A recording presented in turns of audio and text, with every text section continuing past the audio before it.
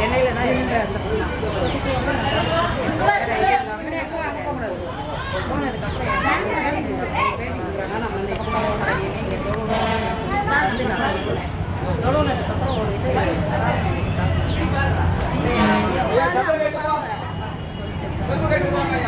இங்கே வந்து போனது உண்மையில் கோயிலுக்கும் நான் போகிறது கிடையாது, எந்த இடத்துக்கும் நான் போக மாட்டேன். ஆனால் இங்கே வந்ததுக்கப்புறம் என் மனசு ரொம்ப நிம்மதியாக இருக்குது. ஆனால் என்ன எனக்கு கேட்குன்னு தெரியல. கடவுள்னா அவர் தான் நினச்சிருக்கேன். நான் வந்து ஆனால் இருந்தாலும் மைக் கொஞ்சம் கீழே இருக்கும், கொஞ்சம் இருக்குங்க. ஓகே சொல்லுங்கள். எனக்கு அவர்கிட்ட வந்து போன வாட்டி வந்து ரொம்ப மனசு வேதனை. எனக்கு ஒரு பிள்ளை இருக்கா, மூளை வளர்ச்சி கம்மி, எந்த வழி இல்லாமல் நான் வந்து அவனை வச்சுட்டு ரொம்ப அவசரம். எனக்கு எந்த ஒரு இது இல்லை, கஷ்டத்தில் தான் இருக்கேன். இருந்தாலும் அவர்கிட்ட வர்றது எனக்கு ரொம்ப நிம்மதியாக இருக்குது. இருக்கிற என்னோட இது வந்து அவர்கிட்ட சொல்லிட்டு போகணும். சரி இந்த வந்து ரொம்ப நேரமாக நிறைய முஸ்லீம்ஸ் இங்கே வருவாங்க, வந்து கும்பிட்டுட்டு மட்டும் போயிடுவாங்க. பட் நீங்கள் இங்கேருந்து தொழுகை பண்ணீங்க. அவர் வந்து என்னோட கனவுல வந்தார், என்னை வரவழைச்சது அவர் தான். அதனால நான் வந்து எங்கேயோ போகிறதுக்கு வந்தேன். ஆனால் கடைசியில் பார்த்தா எங்கே இறங்கி நாங்கள் பஸ் ஸ்டாண்ட் இருக்கு. நான் இங்கே எனக்கு உடம்பு சரியில்லாத குழந்தை இருந்து கூட நான் வந்து அது கூட நான் இது பண்ணிட்டு ஊருக்கு அனுப்பிட்டு வேலூர். நான் வந்து இருந்தது கிண்டியிலேருந்து எனக்கு காலி பண்ண வீடு எடுத்துட்டாங்க. அதனால நான் வந்து பொண்ணுக்கிட்ட தான் இருக்கேன். இப்போதைக்கு எனக்கு வேறு வழி கிடையாது. அதனால அவர்கிட்ட வந்து ரொம்ப என்னோட மனசு போன வாட்டி வந்தேன். ஆனால் ரொம்ப மனசுக்கு நிம்மதியாக இருக்குது. ஆனால் உண்மையிலே சொல்கிறேன், நான் யார் சொல்லியோ நான் சொல்லலை. என்னோட மனசு வந்து ஒரு தெய்வங்கிட்ட போனால், ஒரு கோயிலுக்கு போனால், எந்த ஒரு மசூதிக்கு நாங்கள் வந்து போக மாட்டோம். தர்காக்கு போனால் கூட அந்த அளவுக்கு எனக்கு நிம்மதி கிடச்சதில்லை. ஆனால் இவர்கிட்ட வந்ததுக்கப்புறம் எனக்கு ரொம்ப நிம்மதி கிடச்சிருக்கு. ஏதோ அவர் வந்து ஏதோ ஒரு வழியில் வந்து நமக்கு ஒரு ஏதோ உறவு இருக்குது. அது தர்காக்கெல்லாம் போகிறீங்களா? நீங்கள் போக மாட்டீங்களா? போக மாட்டேன். தர்காக்கு போனதே கிடையாது நீங்கள்? ஏன் என்ன காரணம்? முஸ்லீம்ஸ் நிறைய பேர் தர்கா போவாங்க. சில இடத்துக்கு போனேன்னா இது பண்ணுவேன். ஏதோ நான் வந்து சாதாரண இதில் எல்லாம் வர மாட்டேன். அவங்க கூப்பிட்டாதான் ஆனால் இது வந்து நான் தர்கா எனக்கு நான் வந்து முஸ்லீம். எங்கள் ஆர்காட்டில் எங்கள் தாத்தாவோட இது சொந்த தர்கா இருக்குது. அங்கே போய் போகிறது கிடையாது. இப்போ தர்கா பிடிக்காது, அங்கே போக மாட்டேன்னு சொல்கிறீங்க, அதெல்லாம் அப்படியே போடலாமா? அதான் சொல்லி தர்கா பிடிக்காது, அங்கெல்லாம் போக மாட்டேன்னு சொல்கிறீங்க, அதெல்லாம் போடலாமா? அப்படியே வீடியோவில் போடலாமா? போடுங்க. எனக்கு என்னோட கஷ்டம். நான் வந்து எல்லா இடத்துக்கும் போயிட்டு எனக்கு சொந்தம் நவாபு ஆர்காட் நவாபு தர்கா தான் என்னோட தாத்தாவோட இது தான். 7வது பரம்பரை நாங்கள் வந்து. ஆனால் அங்கே நாங்கள் வந்து போனால் எந்த காரியம் எனக்கு முடியலை. நான் எல்லார்கிட்ட போய் தோற்று போயிட்டேன். அவர்கிட்ட எவ்வளோ போகிறது கிடையாது. மனசு வேதனை பண்ணிட்டு எங்கள் கனவுல வருவார். போன மட்டும் ஒரு 2 மாதத்துல இருக்கு என்னோட தாத்தா. 2 மாதத்துக்கு முன்னாடி நான் இங்கே வந்தேன். ஏதோ ஒரு எனக்கு மனசுக்கு நிம்மதியாக இருக்குது. அது மறுபடியும் வந்துட்டு அவருக்காக நான் வந்து அவ்வளோ தூரம் வந்து தொழணும்னு சொல்லிட்டு அவருக்காக நான் அவர் சொன்னார். தொழுனதுக்கப்புறம் ஒரு இது எனக்கு காட்டினாரு. நான் அவர்கிட்ட சொல்லிட்டேன். நீங்கள் ஆர்காட் நவாபோட வாரிசு நீங்கள்? ஆமாம். குப்பந்தட்டியில் இருக்குது தர்கா. சையத் ஷா சாதபுல் ஹுசைனி தர்கா. மசூதி இருக்குது, சுடுகாடு இருக்குது, எல்லாமே எங்களுக்கு சொந்தம். அவங்க பரம்பரை தான். 200 ஏக்கர் எனக்கு கொடுத்துருக்காங்க. எங்கள் தாத்தாக்கு அந்த இடத்துல கூட எனக்கு பிடிக்கல. அம்மா அங்கே தான் இருக்காங்க. அம்மா இப்போ இறந்துப்பாங்க. ஒரு 6 மாதம் ஆச்சு அம்மா இறந்துருக்காங்க. அம்மா இருக்கிறதுனால போகவே வரல. ஆனால் அந்த மனசுக்கு எனக்கு நிம்மதி இல்லை. அதனால இவர்கிட்ட வந்ததுக்கப்புறம் எனக்கு ஏதோ ஒரு வழி காட்டுவாருன்னு சொல்லி நான் வரேன். என் குழந்தை வந்து 40 வயசு, 36 வயசு, மூளை வளர்ச்சி கம்மி.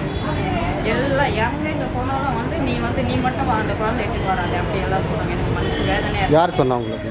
எங்கள் சொந்தக்காரங்களே சொல்லுவாங்க. எங்கள் மாமியார் வீட்டில், எங்கள் அம்மா வீட்டில் கூட சொல்லுவாங்க. சில பேர் நான் இது பண்ணிட்டேன்.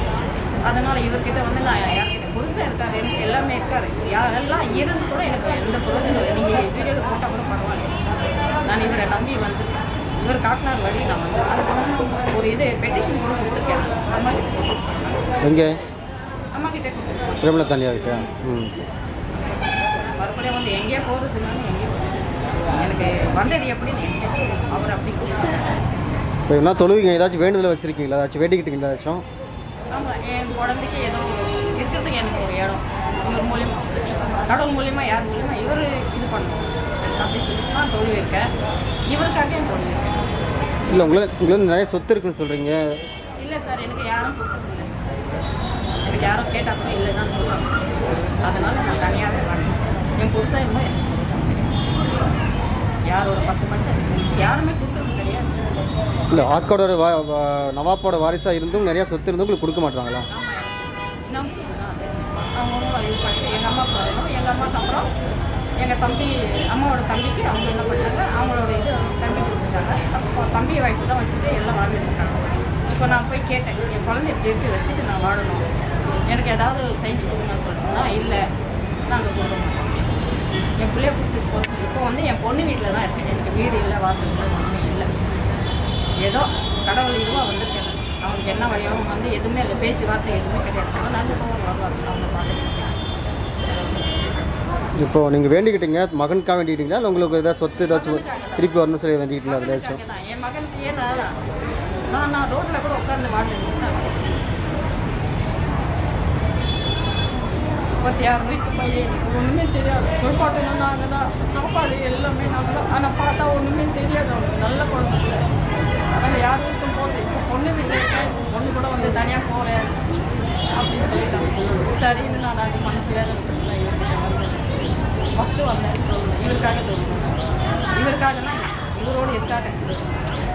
இவர் வந்து நல்ல பேர் இருக்குது, ஏற்கனவே இருக்குது. நம்ம இது பண்ணுறது இல்லை, என்னன்னு தெரியல. தொட்டத்தை கூட விட்ட கூட தெரியல. இவர்கிட்ட வரணும் அப்படின்னு போகலாம் கூட நான் போக மாட்டேன். நான் ஒரு எந்த இடத்துக்கு நான் போக மாட்டேன். இந்த இடத்துக்கு வந்து அவரை நம்பி வந்திருக்கேன்.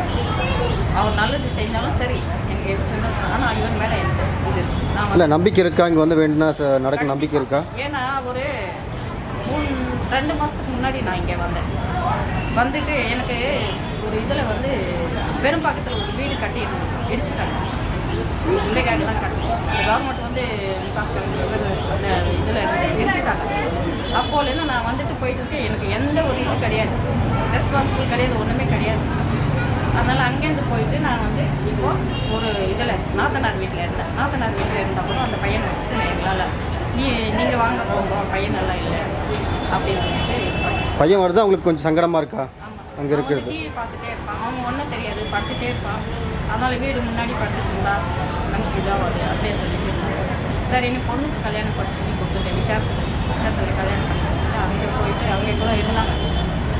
2வது பையன் வந்து எனக்கு வெளிநாட்டுக்கெல்லாம் போயிட்டு நல்லா சாப்பிட்றதுக்கு நேரம் இருந்தாங்க, இறந்துட்டாங்க. அது இறந்ததுக்கப்புறம் தான் இப்போ வந்து ஒரு 4 வருஷமே எனக்கு ரொம்ப கஷ்டம். வெளியே வச்சுருக்கோம். ரொம்ப நான் வேதனை பண்ணிடுறேன். இருக்கிறதுக்கு இடம் கூட இல்லை. இப்போ பொண்ணு வீட்டில் இருக்கேன். பொண்ணு வீட்டில் கூட இப்போ என்ன சொல்கிறாங்கன்னா அவங்க எங்களால் கஷ்டமாக இருக்குது, நாங்கள் தனியாக போயிடுவோம் அப்படின்னு சொல்லுவாங்க. இப்போ அவனை வச்சுட்டு இருக்கிறதுக்கு எனக்கு எந்த ஒரு இது கிடையாது. கவர்மெண்ட்டுக்கு எழுதி போட்டிருக்கேன். எடுத்ததுக்கும் எனக்கு வீடு தரல. அதே அப்ளிகேஷன் வந்து கொண்டு வந்து இவங்ககிட்ட அம்மா கிட்ட கொடுத்தேன். நான் இவங்க கொடுத்துட்டு போனேன். அந்த இது பண்ணாங்கல்ல எலெக்ஷனுக்கு ஒரு நாள் முன்னாடி அப்போ வந்து கொடுத்துட்டு போனேன். அதுக்கப்புறம் எந்த பதிலும் இல்லை. லெட்டர் வரும்னு சொன்னாங்க. லெட்டரும் எனக்கு வரல. சரி வந்தாலும் வரட்டும், வராமல் இருந்தாலும் வந்ததுன்னா கோடி போனி இவர் தான் எனக்கு உண்மையை சொல்லுவாங்க.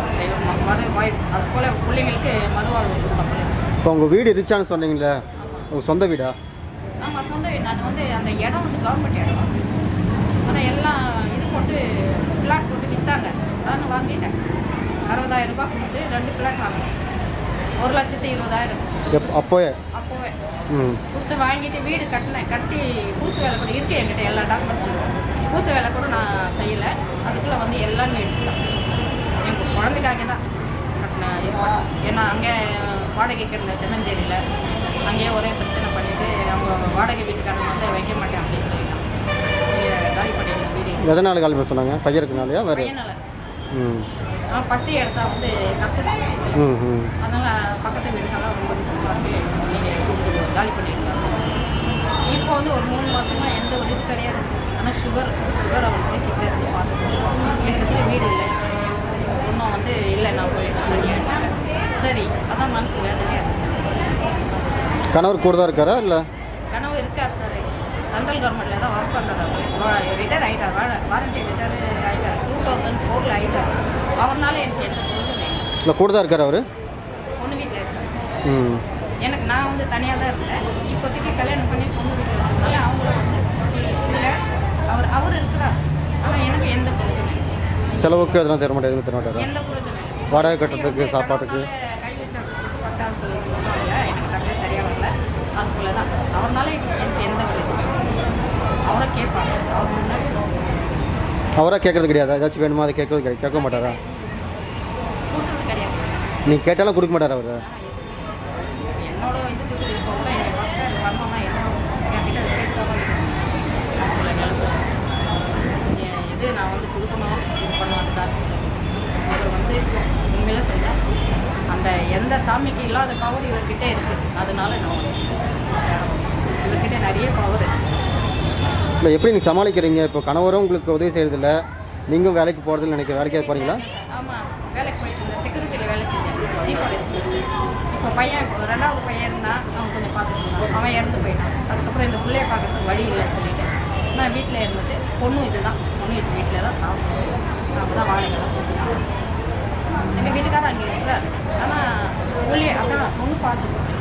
இப்போதைக்கு வாங்கல எல்லாரும் சொல்லுவாங்க எல்லாரும் பார்த்துக்கணும். நீங்கள் தனியாக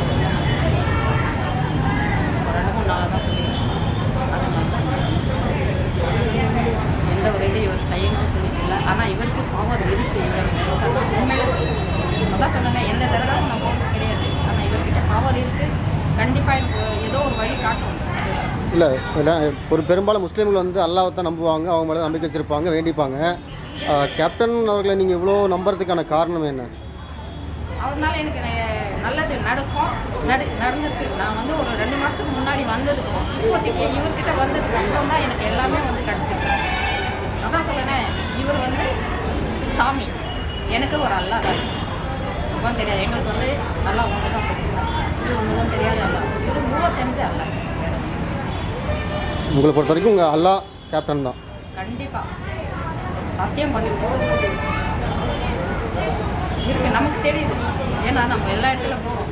எந்த இடத்துல இல்லாத பவர் இந்த இடத்துல இருக்கார் அவர். நீங்கள் சொன்னீங்க, இது வந்து இவர் வந்து இங்கே ரவுண்ட் அடிக்கிறாரு, இருக்காரு, ஏழைங்களுக்கு எல்லாம் ஹெல்ப் பண்ணுறாரு. அவர் வந்து மறைஞ்சிட்டாருன்னு நினைக்கிறாங்க. ஆனால் மறையில அவர் பார்க்கறதுக்கு தான் அவங்க பாடி உள்ளே இருக்குது. ஆனால் உயிர் வந்து மேலே எல்லாம் வர்றது போகிறது. இப்போ நான் பேசுறதுக்கு பக்கத்தில் நீங்கள் தான் கேட்குறோம். எந்த அவர் வந்து எனக்கு ஏதோ கொடுத்து போகிறது உண்மை பேசுகிறேன். எல்லாம் மேலே சத்தியம் பண்ணி பேசுகிறேன். அவர்கிட்ட இருக்கு. அவர் வந்து உயிரோடு தான் இருக்காரு. எல்லாத்துக்கும் எல்லா ஏழைங்களுக்கு அவர் வந்து செஞ்சிருக்கிறார். இப்போவும் செய்வார். வேலை செய்வார். இவர்கிட்ட வந்தோன்னா தர்காவுக்கும் போக வேண்டாம், எதுவும் வேண்டாம். இவர்கிட்ட வந்தாலே ஏதாவது சொல்ல விரும்புறீங்களா? கடைசியாக சொல்ல விரும்புகிறீங்களா?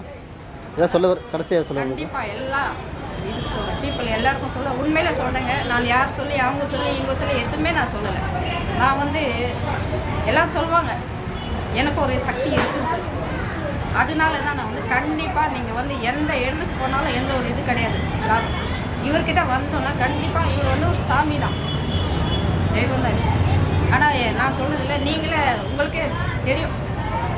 கண்டிப்பாக நீங்கள் அங்கே இங்கே போகிறதோட இங்கே வந்து போனீங்கன்னா மனசு நிம்மதி. 2 மாதத்துக்கு முன்னாடி வந்து போனேன் நான். எனக்கு மனசு நிம்மதி. இப்போ கனவுல வந்தார், வந்து கூப்பிட்டாரு. நாங்கள் வந்து எந்த இடத்துக்கு போக மாட்டோம், ஒரு தர்காவுக்கு போக மாட்டோம், ஒரு இதுக்கு போக மாட்டோம். ஆனால் இந்த இடத்துக்கு நம்ம எங்கள் ஜனங்க எதுவுமே நம்ப மாட்டோம். இருந்தாலும் என்னை வந்து நம்பினாலும் சரி நம்பாலும் சரி எனக்கு பிடிச்சது. எனக்கு இந்த சாமி பிடிச்சது. சாமி தான் சத்தியம் பண்ணி சொல்லுறது சாமி.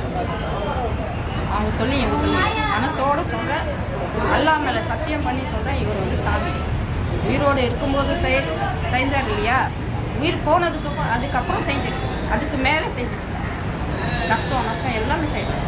பொதுவாக பார்த்தீங்கன்னா முஸ்லீம் அமைப்புலேருந்து இந்த மாதிரியான கொஞ்சம் கஷ்டப்படுறவங்களுக்கு வந்து அவங்களே முன் வந்து ஹெல்ப் பண்ணுவாங்க. சில அமைப்புகள் முஸ்லீம் இருக்காங்க. அந்த மாதிரி உங்களுக்கு எந்த அமைப்புமே உங்களுக்கு ஹெல்ப் பண்ணலையா? இல்லை சார், எந்த ஒரு இதுவும் இல்லை. ஹெல்ப் யாரோட ஹெல்ப்பும் கிடையாது சார்.